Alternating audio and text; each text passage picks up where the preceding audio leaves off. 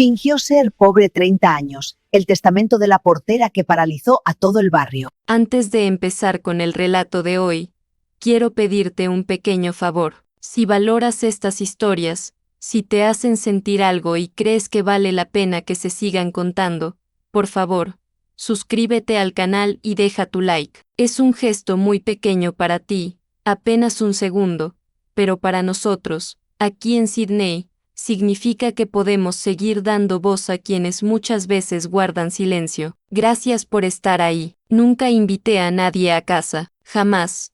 Durante toda mi infancia y adolescencia, desarrollé una habilidad casi clínica para inventar excusas, que si mi casa estaba en obras, que si mi abuela estaba enferma y necesitaba reposo absoluto, que si vivía demasiado lejos. Cualquier mentira era preferible a la verdad. La verdad era que yo vivía en el Bajo, en la portería. Mi madre, Carmen, era la mujer que sacaba la basura de los demás, la que fregaba las escaleras de mármol del edificio señorial en el barrio de Salamanca, la que recibía los paquetes de Amazon de gente que ni siquiera le daba los buenos días al pasar. Yo no odiaba a mi madre. Quiero dejar eso claro desde el principio. La quería, pero odiaba nuestra vida, odiaba el olor a lejía y humedad que se impregnaba en mi ropa, y que, según yo, todos en el colegio podían oler.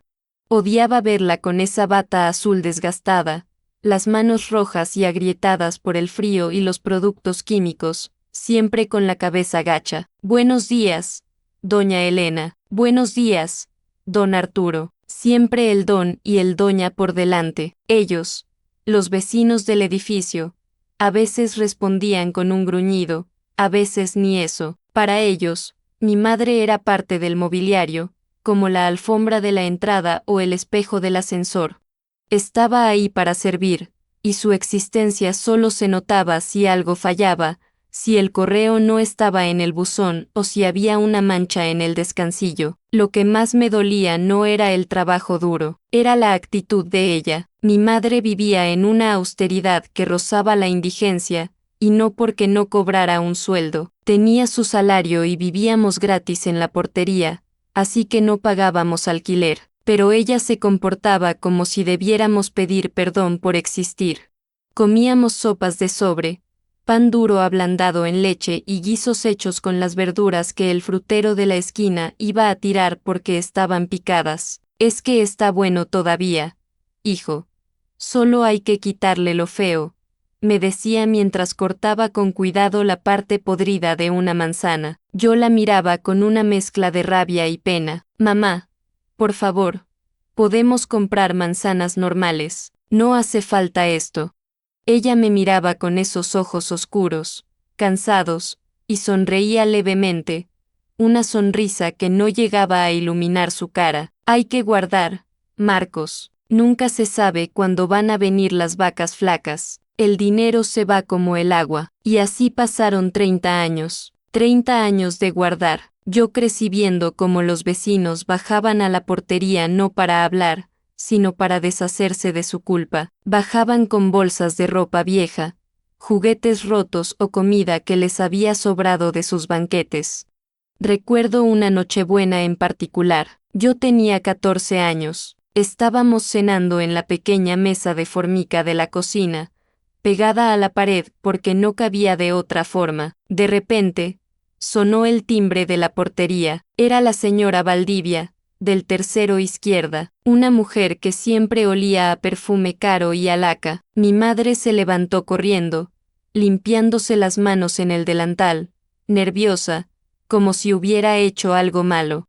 Abrió la puerta y allí estaba la señora Valdivia con una bandeja de plata cubierta con papel de aluminio. Toma, Carmen, dijo la mujer, sin entrar, manteniendo la distancia. Nos ha sobrado mucho pavo y unos langostinos. Antes de que se estropee, he pensado que vosotros lo aprovecharíais. Es una pena tirarlo, es una pena tirarlo. Esa frase se me clavó en el pecho. No nos lo daba por generosidad, nos lo daba porque éramos el vertedero moral de su opulencia.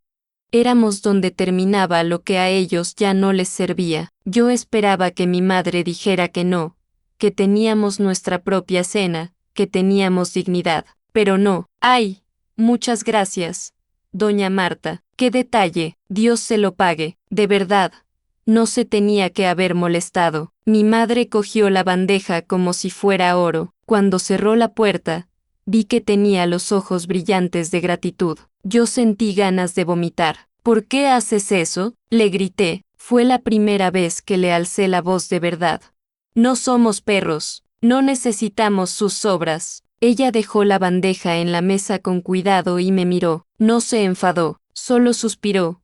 Un suspiro largo y profundo que parecía venir de un lugar muy antiguo. El orgullo no llena la tripa, Marcos. Y estas personas son los dueños de nuestra casa. Hay que ser agradecidos. Si no nos quieren aquí, nos vamos a la calle. Y en la calle hace mucho frío. Ese miedo, ese era el motor de su vida. El miedo a la calle, al frío, a no tener nada. Yo no lo entendía. Mi madre nunca se compró ropa nueva. Usó el mismo abrigo de paño gris durante 15 años. Lo recosía, le cambiaba los botones, le quitaba las pelusas, pero era el mismo abrigo triste. Cuando se le rompían los zapatos, los llevaba al zapatero 3, 4 veces, hasta que el hombre le decía que ya no admitían más remiendos. Yo me fui de casa en cuanto pude. Conseguí una beca. Estudié como un loco y me hice contable. Quería estar lo más lejos posible de ese olor a lejía y de esa sumisión. Alquilé un piso pequeño, pero mío, donde nadie me regalaba sobras. Visitaba a mi madre los domingos, y cada vez que iba, la portería me parecía más pequeña, más oscura, más asfixiante. Ella seguía igual, envejeciendo, encogiéndose, volviéndose más invisible. Hijo, ¿te hace falta algo? ¿Tienes para pagar la luz?, me preguntaba siempre, bajando la voz, como si alguien pudiera oírnos. Sí, mamá, estoy bien, gano mi dinero. Toma.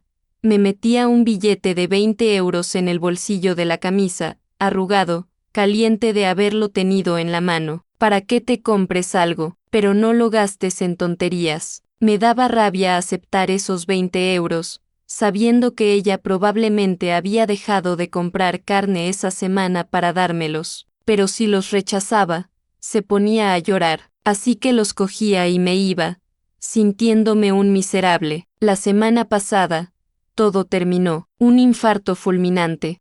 La encontraron los del primero cuando bajaron a quejarse de que la calefacción central no funcionaba. La encontraron sentada en su butaca, con la radio puesta bajita, surciendo una media. Murió como vivió, en silencio, sin molestar, trabajando para que nada se desperdiciara. El entierro fue ayer. Fue desolador. Vinieron algunos vecinos, más por cumplir que por afecto real. La señora Valdivia, ya muy mayor, apareció con su bastón y me dijo, era una buena mujer, muy servicial.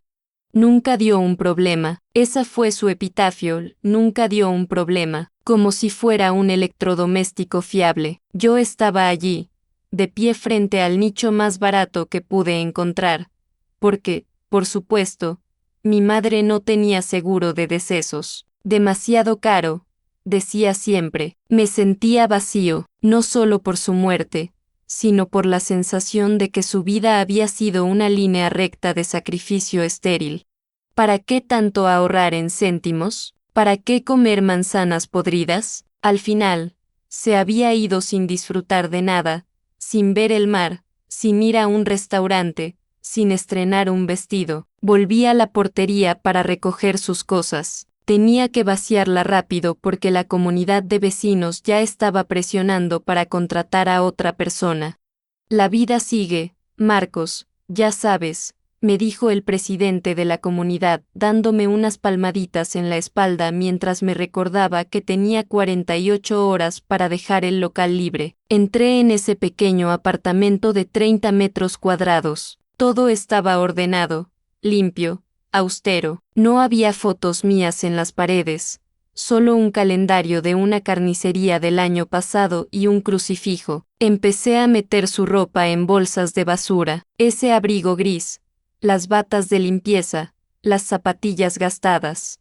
Sentía que estaba tirando su vida entera a la basura. De repente, mi teléfono sonó. Número desconocido. Sí, señor Marcos Alvira, soy yo. Le llamo de la Notaría García y Asociados. Le contacto en relación al testamento de su madre, doña Carmen Alvira. Me quedé paralizado con una bolsa de ropa vieja en la mano. ¿Testamento?, pregunté, casi riéndome de la ironía. Perdone, debe haber un error. Mi madre no tenía nada, apenas unos muebles viejos y ropa usada. No creo que haya hecho un testamento ante notario para eso. No hay ningún error, señor Marcos. La voz del notario sonó seria, profesional, con un matiz que no supe descifrar en ese momento. Su madre redactó sus últimas voluntades hace 6 meses, y es imperativo que venga usted a mi despacho mañana a primera hora. Es un asunto de considerable importancia. Colgué el teléfono confundido, miré a mi alrededor, a esa habitación humilde con las paredes desconchadas. ¿Testamento? ¿Para qué? ¿Para dejarme la vajilla desparejada o la televisión de tubo que alguien le regaló hace 10 años? Sentí una oleada de irritación, incluso muerta. Mi madre lograba que la burocracia y la vergüenza me persiguieran. Seguro que eran deudas, o algún seguro de vida de esos que te venden en el banco por 2 euros al mes y que ahora tendría que pelear para cobrar una miseria. Me senté en su cama, que se hundió bajo mi peso con un chirrido de muelles viejos. No tenía ni idea de lo que me esperaba, no tenía ni idea de que esa llamada era el primer crujido antes de que el suelo se abriera bajo mis pies. Esa noche no pude volver a mi casa, me quedé en la portería, rodeado de las bolsas de basura negras que contenían lo que quedaba de la existencia de mi madre. Dormí, o intenté dormir, en el sofá cama donde yo había pasado mis fiebres infantiles y mis noches de estudio. El olor era lo peor, ese olor a encierro, a lejía barata y a soledad. Se te metía en los poros. Me desperté varias veces sobresaltado, pensando que oía sus pasos arrastrados por el pasillo, o el sonido de la cafetera italiana gorgoteando a las 6 de la mañana, pero solo era el silencio y el zumbido de la nevera, una nevera que llevaba haciendo el mismo ruido agónico desde 1998. Antes de irme a la notaría, decidí terminar de revisar el cajón de su mesita de noche. Era el único lugar que no había tocado. Siempre sentí que ese cajón era su único espacio privado, su pequeño reino vedado. Al abrirlo, esperaba encontrar estampitas de santos, algún rosario, quizás fotos viejas. Y sí, había un rosario de plástico blanco y una foto mía de la primera comunión, pero debajo, al fondo, había un cuaderno. Era una libreta pequeña, de esas de tapas azules y espiral metálica, con las esquinas dobladas por el uso. La abrí al azar. Estaba llena de números.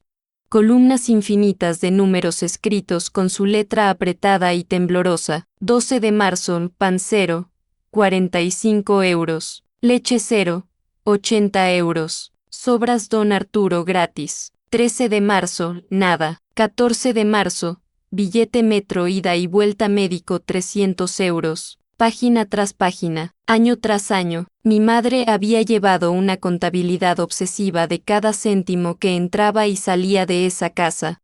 Me fijé en una anotación de hace 10 años, una fecha que recordaba bien porque fue cuando se me rompieron las gafas y necesité unas nuevas urgentemente para la universidad. Gafas Marcos, 120 euros. Doloroso, hay que recortar en luz este mes. Cerré el cuaderno de golpe, sintiendo un nudo en la garganta. Doloroso, comprarme unas gafas para ver había sido doloroso para su economía. Sentí una mezcla de culpa y rabia.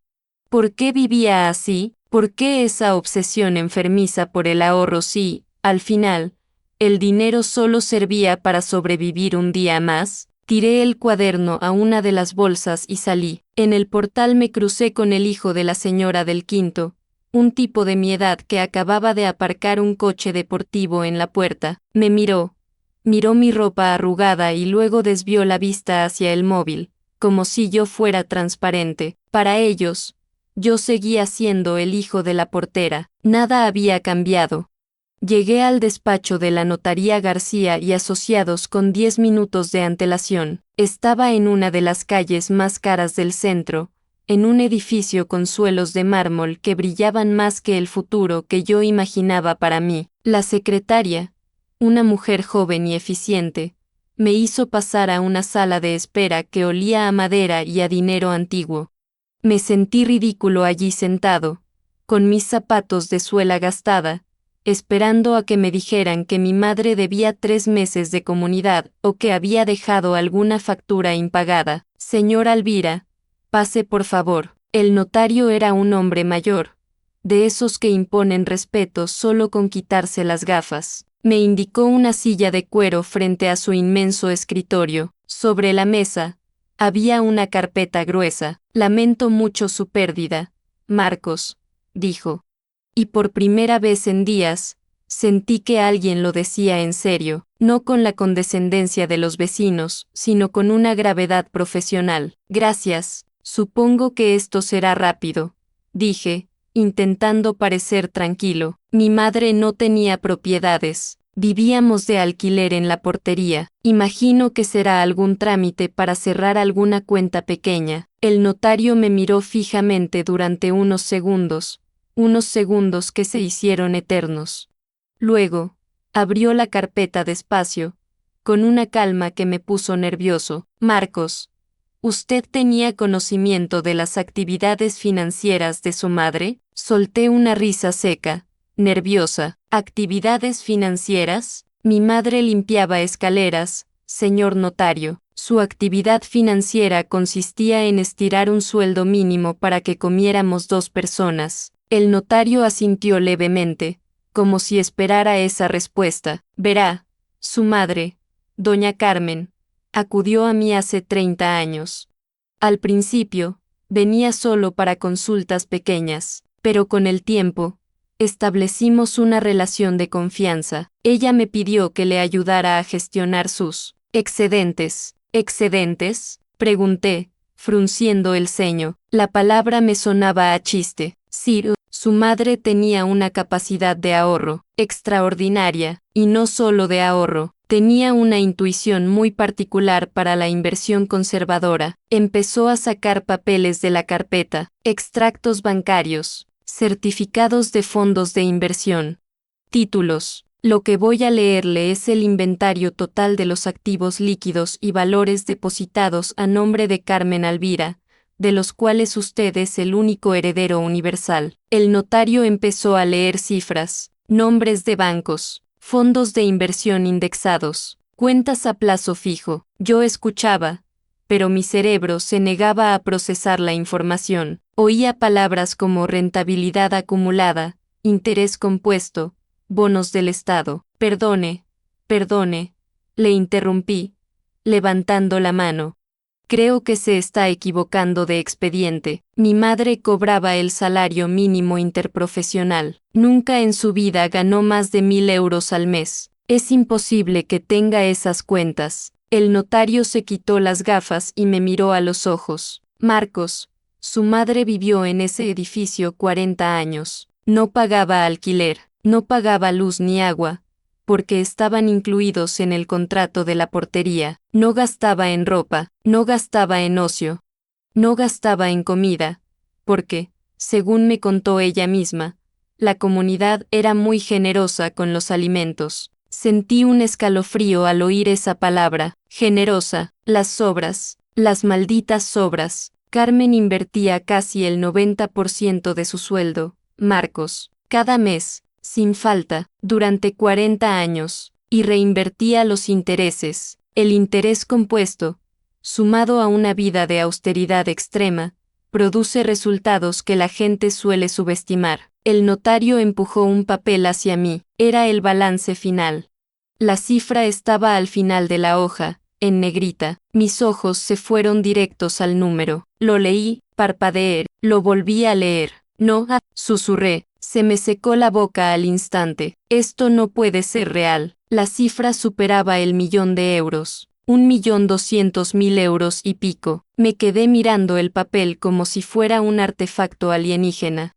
Mi madre, la mujer que surcía las medias hasta que eran puro hilo, la que comía manzanas podridas, la que me hacía sentir culpable por pedir unas zapatillas de deporte, era millonaria, literalmente millonaria. ¿Por qué? La pregunta salió de mi boca como un gemido. Si tenía esto, ¿por qué vivimos así? ¿Por qué me hizo pasar tanta vergüenza? ¿Por qué nunca encendíamos la calefacción? Sentí una oleada de calor subirme por el cuello. No era alegría, no era alivio, era ira. Una ira negra y espesa, mi infancia, mi adolescencia, mis privaciones, todo había sido una farsa. No éramos pobres. Ella había decidido que viviéramos como pobres. Había elegido la humillación de aceptar las obras de la señora Valdivia mientras tenía más dinero en el banco que muchos de los que vivían en los pisos de arriba. El notario, viendo mi reacción, sacó un sobre lacrado de la carpeta. Era un sobre blanco, sencillo, con mi nombre escrito en el frente con la letra de mi madre. Ella sabía que usted reaccionaría así, dijo el notario con voz suave. Me dejó esto para usted. Me hizo prometer que se lo entregaría solo después de que viera la cifra. Dijo que ahí estaba la explicación. Cogí el sobre. Mis manos temblaban tanto que casi se me cae. Reconocí el trazo de la M de Marcos. Era la misma letra que usaba para apuntar Pancero, 45 euros en su libreta azul. El notario se levantó discretamente y se dirigió a la ventana, dándome un momento de privacidad. Rompí el sobre. Dentro había 3 hojas de papel escritas por ambas caras. No era una nota rápida, era una confesión. Empecé a leer, y la primera frase me golpeó más fuerte que la cifra del 1.000.000 de euros. Hijo, perdóname por no haberte comprado nunca esa bicicleta que tanto querías, pero tenía que protegerte de ellos. ¿De ellos? ¿De quiénes? Levanté la vista hacia el notario, pero él seguía mirando a la calle. Volví a la carta. Lo que empecé a leer a continuación hizo que el mundo se detuviera por completo. La historia que yo creía conocer sobre mi padre, sobre quiénes éramos y por qué habíamos acabado en esa portería, era mentira. Todo había sido una mentira construida ladrillo a ladrillo, euro a euro, silencio a silencio. Mis ojos recorrían las líneas de la carta, pero mi cerebro se resistía a comprender. Las palabras de mi madre resonaban en mi cabeza, no con su voz sumisa de sí, Señor, sino con una claridad y una firmeza que nunca le había conocido en vida. Marcos, si estás leyendo esto es que ya no estoy para protegerte, y si el notario ha cumplido su palabra, ya sabes lo del dinero. Sé que estarás furioso, sé que estarás pensando en todas las veces que pasaste frío, en los zapatos rotos y en la vergüenza del colegio. Tienes derecho a odiarme un poco ahora mismo. Pero necesito que sigas leyendo para que entiendas que cada céntimo que no gasté, cada humillación que tragué, fue para comprar tu vida. Me detuve un momento para respirar. El aire del despacho del notario me parecía denso. Él seguía de espaldas, mirando por la ventana, respetando mi derrumbe. Volví al papel. Nunca te conté la verdad sobre tu padre. Te dije que fue un amor de juventud que se marchó. Mentí, tu padre no se marchó. Tu padre vivió en este mismo edificio hasta el día de su muerte, hace 12 años. Tu padre era Alberto Valdivia. Sentí un golpe físico en el estómago, como si me hubieran dado una patada. Alberto Valdivia, el marido de la señora Valdivia, el hombre que vivía en el tercero izquierda, el patriarca de esa familia que nos trataba con esa condescendencia pegajosa. Recordé las veces que me crucé con él en el portal cuando era niño, un hombre alto, serio, que siempre olía a tabaco de pipa. A veces me miraba, me daba una palmada en la cabeza y seguía su camino sin decir una palabra. Mi madre siempre se ponía tensa cuando él aparecía, se encogía, se volvía una sombra contra la pared. Yo pensaba que era respeto de empleada, ahora me daba cuenta de que era terror. Él y yo tuvimos una historia cuando entré a trabajar aquí, muy joven. Yo era ingenua, Él era el dueño de medio barrio. Cuando me quedé embarazada, el mundo se me vino encima. Él fue claro, si yo abría la boca, si reclamaba algo, si manchaba su apellido o el honor de su esposa, doña Marta, se aseguraría de destrozarnos. Tenía el poder, los abogados y los contactos para hacer que me quitaran tu custodia, para mandarme a la cárcel por robo o por lo que se inventara. Me amenazó con que nunca te volvería a ver. Me llevé la mano a la boca. La señora Valdivia, la mujer que nos traía las sobras de pavo en Nochebuena, la mujer que me miraba con lástima. Llegamos a un pacto silencioso, Marcos. Él me dejó quedarme en la portería y me dio el trabajo fijo, con la condición de que fuéramos invisibles. Si yo parecía una pobre desgraciada, si tú crecías como el hijo de la portera que no tiene donde caerse muerto, nadie sospecharía. Doña Marta jamás debía saber que el niño que le abría la puerta del ascensor era hijo de su marido. Por eso, hijo mío, no podíamos tener nada. Si te compraba una bicicleta nueva, si te vestía con ropa de marca, el barrio empezaría a murmurar, ¿de dónde saca el dinero la portera? Y los rumores habrían llegado a oídos de la familia. La pobreza fue mi disfraz, la miseria fue nuestro camuflaje. Tenía que parecer que necesitábamos sus obras para que no vieran que llevábamos su sangre. Las lágrimas empezaron a caer sobre el papel, emborronando la tinta azul. De repente, todas las piezas encajaron con una violencia brutal. La obsesión de mi madre por no destacar, el miedo a que nos echaran a la calle, no era miedo a perder el trabajo, era miedo a perder mi vida, a que me arrebataran de su lado. Ella había aceptado ser la sirvienta del hombre que amó o que la utilizó y de su esposa, solo para poder tenerme cerca, para verme crecer, aunque fuera desde el subsuelo social. Ella había aguantado que la señora Valdivia le diera sus desechos, sonriendo y dando las gracias, sabiendo que esa mujer estaba alimentando al hijo de su propio marido con basura. ¿Qué clase de fortaleza sobrehumana había tenido que tener mi madre para no gritarles a la cara, para no escupirles en el suelo de mármol que fregaba cada mañana? El dinero que tienes ahora no es de él. Él nunca me dio un duro fuera de mi sueldo de portera. Ese millón es mío, Marcos. Es el fruto de 30 años de privaciones. Ahorré cada céntimo que no era imprescindible para respirar. Invertí en silencio, guiada por el notario, que fue el único que supo la verdad y me protegió. Lo hice para que, cuando yo faltara y ya no hubiera peligro, tú pudieras ser libre, para que pudieras irte lejos de este edificio maldito y ser quien tú quisieras ser, para devolverte la vida que te robé. Terminé de leer la segunda página. Me temblaban las piernas. Me sentía mareado. Toda mi vida había sido una puesta en escena. Mi madre no era una mujer débil y asustada. Era una estratega, una actriz que había interpretado el papel de la indigencia durante 3 décadas sin salirse del personaje ni un solo día, ni siquiera conmigo. Me había engañado a mí también para protegerme. El notario se giró al notar que había dejado de pasar las páginas. Su madre era una mujer excepcional, Marcos, nunca sexta nada igual. Venía aquí una vez al mes, con su bata de limpieza puesta debajo del abrigo para no levantar sospechas, y revisábamos las inversiones. Ella aprendió de finanzas leyendo los periódicos económicos que los vecinos tiraban a la basura. Me reí, una risa rota, histérica. Aprendió a invertir con la basura de los Valdivia. Era la venganza perfecta. ¿Hay algo más?, dije, mirando la última hoja de la carta. Aquí dice que hay algo en la casa. Leí en voz alta el último párrafo. El dinero te dará libertad, pero no te dará justicia. Sé que los Valdivia siguen ahí. Doña Marta y sus hijos, tus medio hermanos, que ahora dirigen las empresas. Ellos creen que son intocables, pero guardé algo, no solo dinero. En la portería, en la cocina, detrás del zócalo que está suelto bajo el fregadero, hay una caja metálica. Dentro está lo único que Alberto me dio voluntariamente y que podría destruir su imperio de mentiras.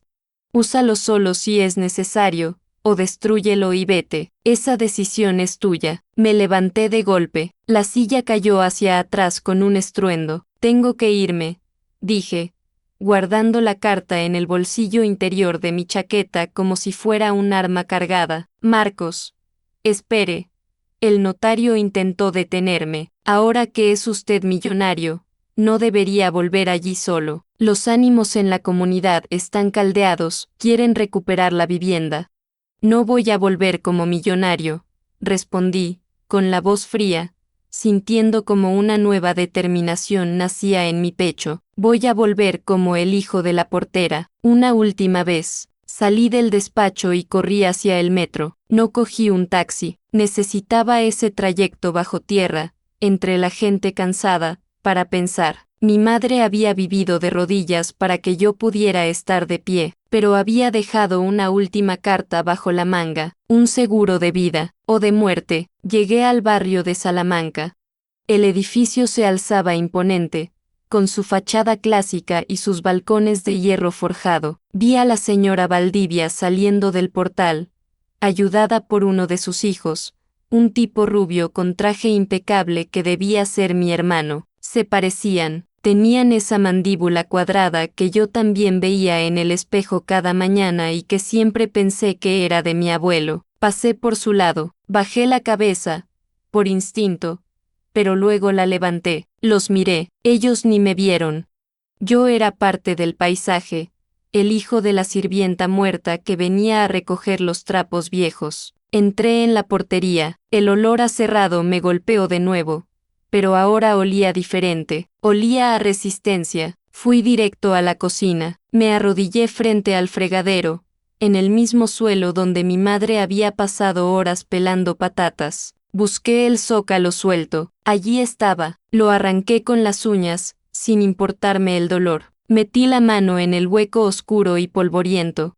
Mis dedos rozaron algo frío y metálico, una caja de galletas antigua, oxidada. La saqué, pesaba, la abrí, no había dinero, no había joyas, había una grabadora de casete vieja, de esas de los años 90, y un sobre grueso con el membrete oficial de la empresa Valdivia, sellado con lacre. En ese momento, oí golpes en la puerta de la portería, golpes fuertes, autoritarios. Alvira, sabemos que estás ahí. Era la voz del hijo de la señora Valdivia, mi medio hermano. Abre ahora mismo.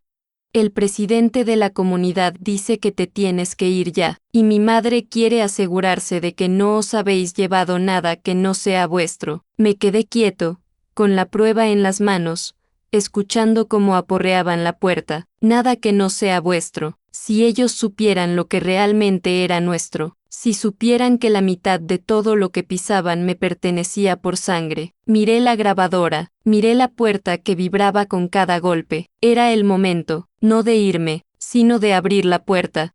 Guardé la caja metálica en mi mochila de deporte, envolviéndola entre dos jerseys viejos para que no hiciera ruido. Me colgué la mochila al hombro.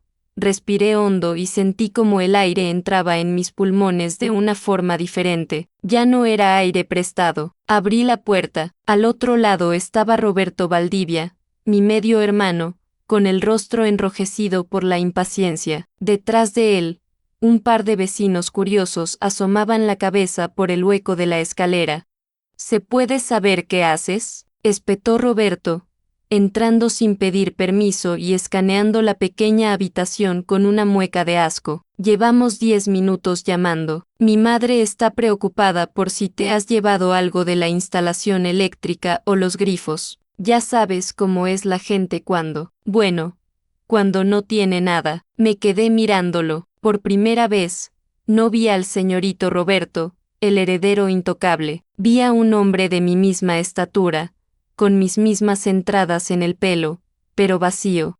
Él tenía el apellido, pero yo tenía la historia. No me he llevado nada que no sea mío, dije. Mi voz salió tranquila, grave, sin el temblor de servidumbre que él esperaba. Roberto soltó una risa despectiva y señaló mis bolsas de basura. Sí, pues habrá que revisarlas. Son las normas de la comunidad para la salida de empleados. Abre esa bolsa. Hizo ademán de agacharse para tocar una de las bolsas donde llevaba la ropa de mi madre. No la toques.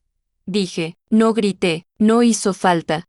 El tono fue tan seco, tan cortante, que Roberto se detuvo en seco, con la mano en el aire. ¿Cómo dices? He dicho que no toques las cosas de mi madre. Si pones un dedo encima, llamaré a la policía, y después llamaré a mi notario. Roberto parpadeó, confundido. La palabra notario en boca del hijo de la portera le sonaba tan extraña como si hubiera hablado en latín. Me miró a los ojos buscando el miedo de siempre, la sumisión de siempre, pero se encontró con un muro. «Estás loco», murmuró, retirando la mano y sacudiéndose el polvo imaginario de la chaqueta. «Solo queremos que te largues. El olor a lejía de este zulo ya llega hasta el tercero. No te preocupes», respondí, pasando por su lado y empujándolo levemente con el hombro, algo que jamás me habría atrevido a hacer. «El olor se va conmigo, pero la mancha se queda». Salí al pasillo.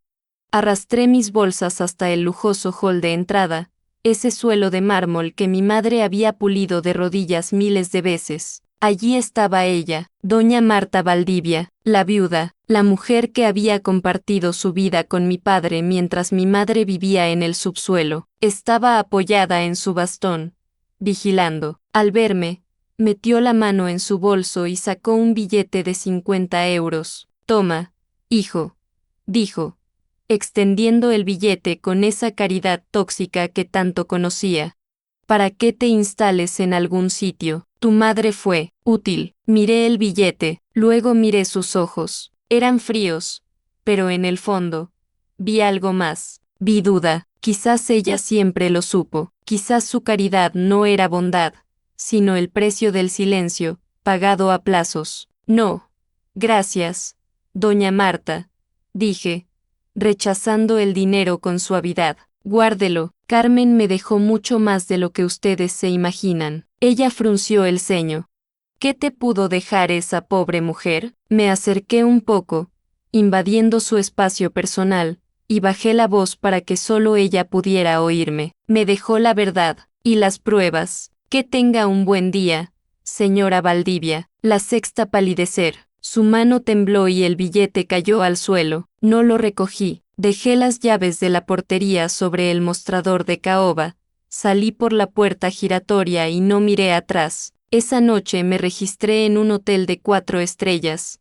No uno de lujo asiático, pero sí uno con sábanas limpias y servicio de habitaciones. Me di una ducha de 1 hora. Luego, me senté en la cama y puse la vieja grabadora sobre la mesilla. Presioné play. La cinta giró con un chirrido mecánico. La voz de Alberto Valdivia llenó la habitación. Era una grabación de hace 30 años. Sonaba borracho, agresivo. «Y si se te ocurre decir una palabra, Carmen, te juro que te quito al niño. Tengo jueces en nómina. Tengo a la policía en el bolsillo. Te destruiré. Tú eres una nadie. Si quieres que el bastardo coma, te quedarás ahí abajo, callada, limpiando mi mierda, y darás las gracias». Luego se oía la voz de mi madre, joven, rota por el llanto. «Lo haré, don Alberto, lo haré, pero prométame que no le hará daño a él. Mientras te calles, él vivirá, pero como sepa quién es su padre, se acaba el trato». La cinta terminó con un clic. Me quedé en silencio, mirando la ciudad por la ventana. Lloré. Lloré como un niño, no por el dinero, no por la humillación, sino por el inmenso, brutal y silencioso amor de mi madre. Ella se había dejado humillar día tras día, había aceptado ser una nadie, solo para mantenerme a salvo de ese monstruo. Su pobreza no era debilidad, era un escudo. Su silencio era una trinchera. Al día siguiente, fui al banco, transferí los fondos, compré una casa pequeña en las afueras, con jardín. Lo primero que hice fue plantar un manzano. Y prometí que nunca, jamás, comería una manzana que no fuera perfecta. No he demandado a los Valdivia. Todavía, no necesito su dinero. Tengo el de mi madre, que vale más porque está limpio. Pero hice algo. Hice una copia de la cinta y de la carta de confesión manuscrita que había en el sobre. La metí en un sobre anónimo y se la envié a Roberto Valdivia a su despacho, sin remitente, sin nota, solo la grabación. Quiero que sepan que lo sé. Quiero que cada vez que suene el teléfono, tiemblen. Quiero que vivan con el miedo con el que vivió mi madre, que se pregunten cuándo caerá el golpe, porque el golpe caerá. Tengo el poder de destruir su reputación, su legado y su familia cuando yo quiera, pero por ahora, me basta con sentarme en mi jardín, al sol, sabiendo que la mujer que fregaba sus escaleras les ganó la partida. Ella murió libre de culpa, ellos viven presos de su mentira. A veces, siento que ella está aquí conmigo, sentada en la silla de al lado, sonriendo por primera vez sin tener que taparse la boca. Gracias, mamá, susurro al viento, y sé que ella me escucha. Esta historia no termina aquí. Hay relatos que nunca pude subir al canal. El enlace está en la descripción.